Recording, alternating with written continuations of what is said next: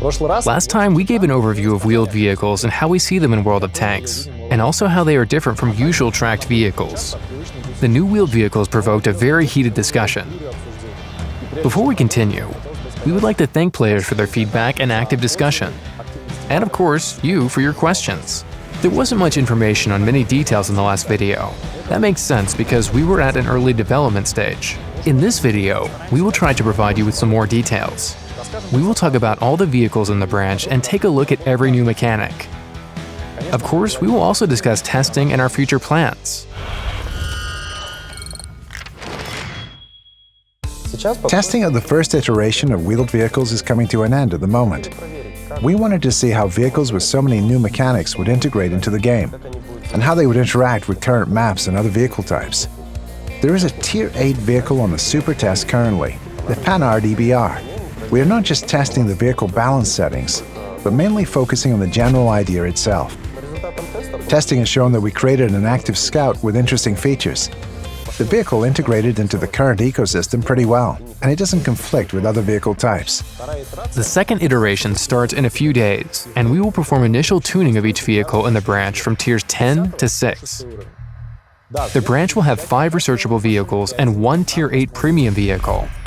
The transition to the wheeled vehicles will most likely start from Tier 5 French light tanks. Also, a low-tiered wheeled vehicle is currently in development. Now to a more detailed look at the branch. It doesn't have any non-historical or paper vehicles. Only the Tier 10 vehicle was slightly changed compared to its historical counterpart. The rest of the candidates were forged in steel and even manufactured on a large scale. The first vehicle in the branch is the Panhard 178B. It was developed in the 30s, primarily for the needs of the cavalry. It saw action in World War II and was one of the best armored vehicles in its class. The configuration of the vehicle is standard: 2 axes, 4 wheels. It will serve as a transition from light tanks to wheeled vehicles, and its dynamics won't differ much from light tanks of the same tier. Its gun can reach a caliber of up to 75mm, quite enough for a Tier 6 scout. Most importantly, with Panora 178B, for the first time players will encounter and learn a new game mechanic available only with wheeled vehicles: the lock-on feature. It was the most discussed point of the previous video. So let's get into the details. The wheeled vehicles move faster than tracked vehicles. It's important for their survivability. It's pretty hard for the player to maintain high speed, maneuver, not crash into anything, and keep targets in their sights. Mistakes are inevitable.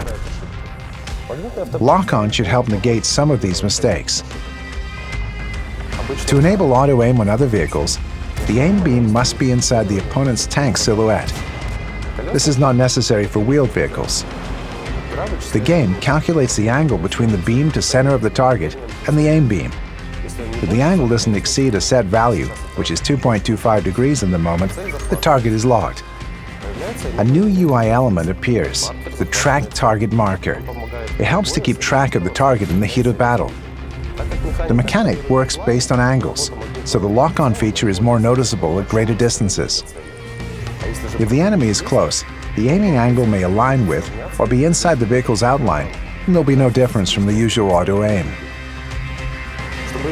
The lock-on feature will be enabled only when at least one of the vehicle's 5 checkpoints is visible. This will prevent locking onto targets that are behind cover. If there are multiple enemies within the allowed lock-on angle, the aim will lock on either the target closest to the center of the reticle or closest to you. It's important to remember that the lock-on feature will not aim at vulnerable points on vehicles for you. It works just like the standard auto-aim and doesn't give any advantages while shooting. We don't plan to add this feature to other vehicle types at the moment. It will be a particular characteristic of wheeled vehicles. The Panhard 178B won't have all the mechanics of wheeled vehicles. They'll be added gradually with the new vehicles in the branch to allow players to get used to them and learn them step by step. The Hotchkiss EBR will be a Tier 7 vehicle. It was built in the late 40s and competed for serial production with another wheeled vehicle, the Panora Ebr 75. It lost the competition, but managed to get into our game. The Hotchkiss EBR is armed like a regular light tank and is armed with several 75mm guns. Most importantly, it will look different and gets an additional axis and 2 more wheels. It is worth noting that wheels will provide additional opportunities and change the suspension damage model for all vehicles in the branch.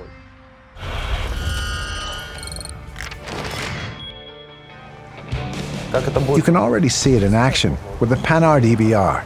If one wheel is damaged, the vehicle will not stop. It will keep on moving.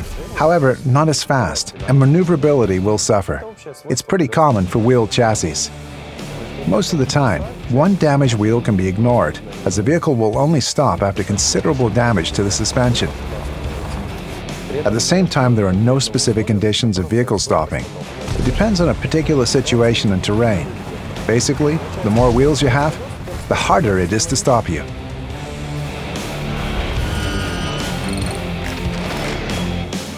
Besides the additional axes, the Hotchkiss EBR will get a new mechanic called Boost.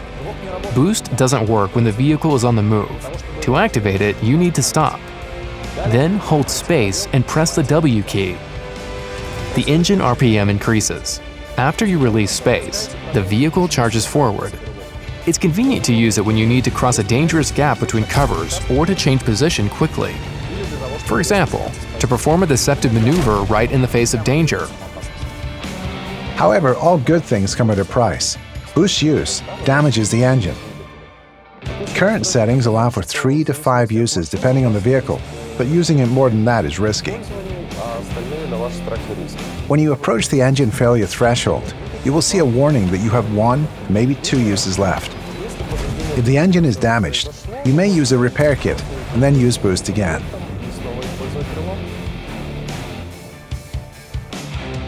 Full-featured wheel vehicles start at Tier 8.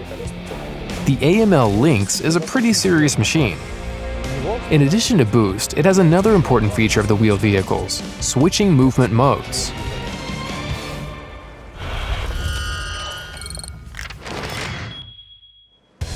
The vehicle has 2 movement modes: Drive and Default. Drive mode is suitable for quick movement across open maps, but it can be fatal in urban zones. The smallest mistake can lead to a skid, crash, and hello, garage. That's why it is better to use the default mode in urban zones. The speed might be lower, but maneuverability is similar to light tanks. It's not as likely to skid and offers better vehicle control. Movement modes don't give you as much of a noticeable advantage or difference in vehicle behavior at Tier 8 as with the higher tier vehicles, but they still allow players to get used to having and using them. Regarding the armament, we will test guns from 75mm to 90mm on these vehicles. This gives a good chance for high damage.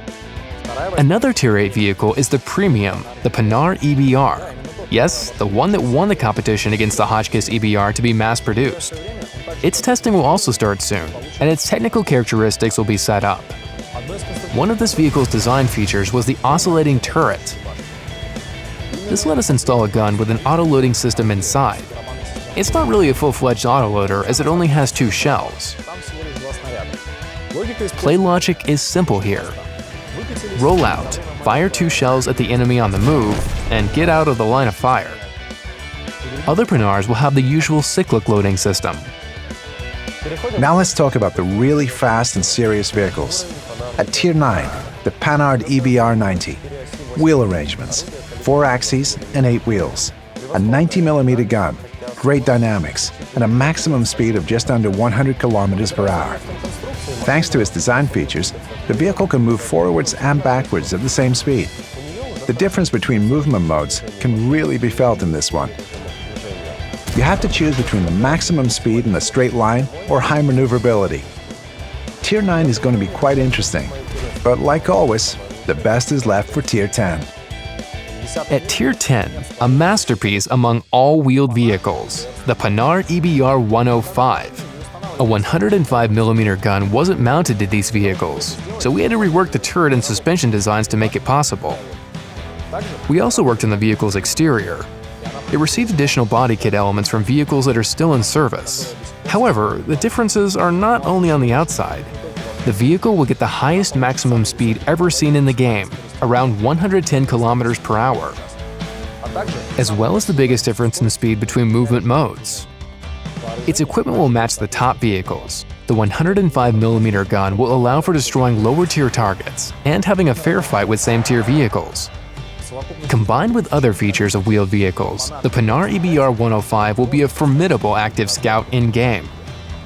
This is what the branch looks like. These vehicles are made for spotting, and they are not supposed to compete with the existing light tanks. They will not take their positions and will behave differently. They have higher speed, lower view range, and worse gun parameters.